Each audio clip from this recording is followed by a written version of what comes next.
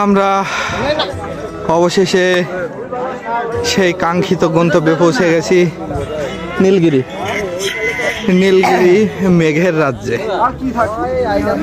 দেখেন যে একেবারে মেঘের কাছ থেকে আমরা একেবারে মেঘের কাছে এসে পৌঁছাইছি। আমরা একটু দেখাই, ক্যামেরাতে ভালো বোঝা যাচ্ছে না রোদ বলে।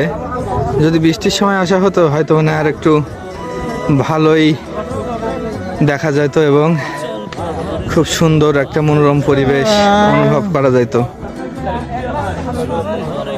বাংলাদেশের ভিতর যে বান্দরবন নীলগিরি এত সুন্দর একটা জায়গা, এটা না আসলেই বুঝতে পারতাম না। যেহেতু আসলাম, ব্যাস করতেছে কি ভাই এখানে? দেখলাম, যাই হোক অনেক ভালোই লাগছে।